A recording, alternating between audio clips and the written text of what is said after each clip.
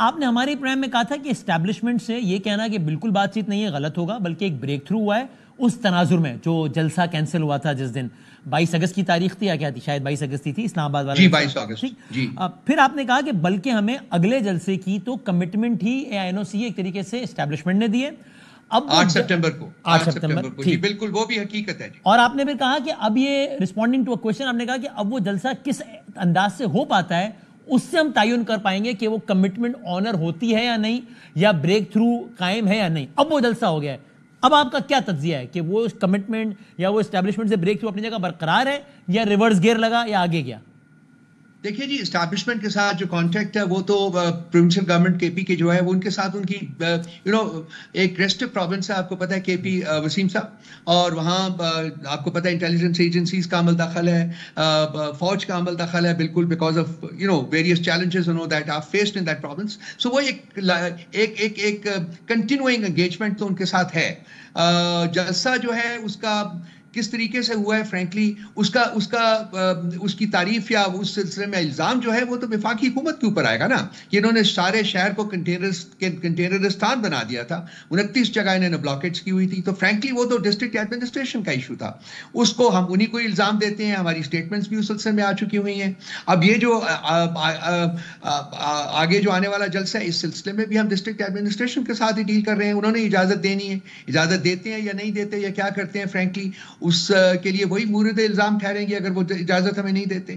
جہاں تک رہا اسٹیبلشمنٹ کے ساتھ رابطے کا، میں بارہا بہت سارے پروگرامز میں آ کے کر چکا ہوں کہ PTI کی پالیسی ہے یہ کہ ہم اسٹیبلشمنٹ کے ساتھ انگیج کرنا چاہتے ہیں، ہم آج بھی ان کے ساتھ انگیج کرنا چاہتے ہیں، بلکہ میں ایک قدم اور آگے بڑھ کے میں نے سٹیٹمنٹس دیے، اور میں بالکل کنونسڈ ہوں کہ وہ سٹیٹمنٹ جو ہے وہ ٹھیک ہے، کہ PTI اور اسٹیبلشمنٹ کے درمیان ایک ڈائلاگ جو ہے وہ اس ریاست کے لیے ناگزیر ہو چکا ہوا ہے، اور ہمیں اس میں دیر نہیں کرنی چاہیے۔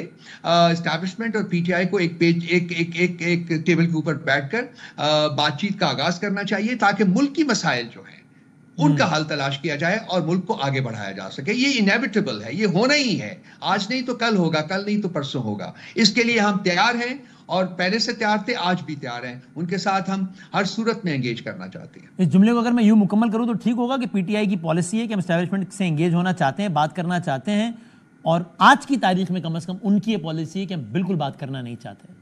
میں بالکل یہ جو لیٹر پارٹ ہے اس کے ساتھ میں بالکل I beg to disagree۔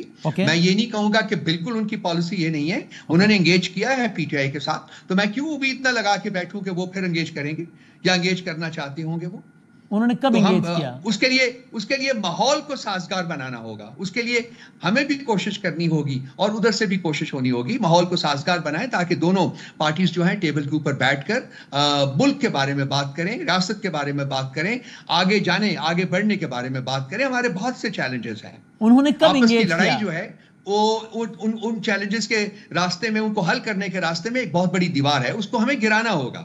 ان کا وہ کہنا کہ 22 کا جلسہ آپ اسلام آباد میں نہ کیجئے چونکہ مذہبی جماعتیں آ رہی ہیں، اس کو آپ انگیج کرنا کہہ رہے ہیں؟ دیکھیے انہوں نے ہم سے بات کی، ان سے ہم نے انگیج کی، اس کے بعد بھی انگیجڈ ہے وہ، میں اس کو انگیجمنٹ کہتا ہوں، میں انگیجمنٹ کی کوئی خاص تعریف لے کے نہیں آنا چاہتا۔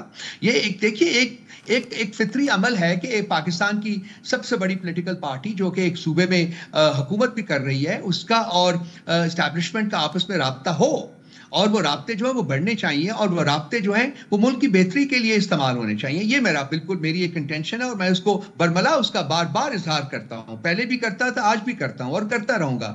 اس ملک کے مسائل کا حل جو ہے وہ ڈائلاگ میں۔ وسیم بدامی صاحب، آپ کے ساتھ میری ویسے بھی آپ کو 2-3 دفعہ کبھی جب بات ہوئی ہے تو میں نے اس سلسلے میں آپ سے کہا ہے، اور میں نے ہمیشہ آپ کا رسپانس پازیٹیو جانا ہے اس سلسلے میں، کہ ڈائلاگ ایک ایسی چیز ہے جس کو اوائڈ نہیں کر سکتے، ہم اس کو اوائڈ نہیں کر سکتے۔ الٹیمیٹلی تو ٹیبل کے اوپر بیٹھ کر ہی ہم نے بات چیت کرنی ہے، ہم نے آگے بڑھنا ہے، ہم نے کوئی ایک دوسرے کے خلاف خدا نخواستہ گنز نہیں استعمال کرنی۔ بالکل، بلکہ ہم ایک ایسی نشست رکھیں گے کہ جس میں تمام پارٹیسپینٹ سے یہ حلف لے کے کہ پارٹی پالیسی سے بالاتر ہو کر بات کرنی ہے، اس پر بات کریں گے کہ بھائی یہ پھر آگے کیسے لے کے جانا ہے، جب پھنس گیا ہے ملک، اس پر ہم بالکل بات کریں گے۔ میں آپ کو آن ایریا میں کہہ رہا ہوں میں، لیکن سر یہ بس یہ اس گفتگو کو کنکلوڈ کرتے ہیں کہ جو آپ کہہ رہے ہیں کہ ماحول ہمیں بھی بہتر بنانا ہوگا، جیل سے جو بیانات آ رہے ہیں وہ تو دیکھیں اونلی کیا وہ ماحول بہتر کر سکتے ہیں کیا؟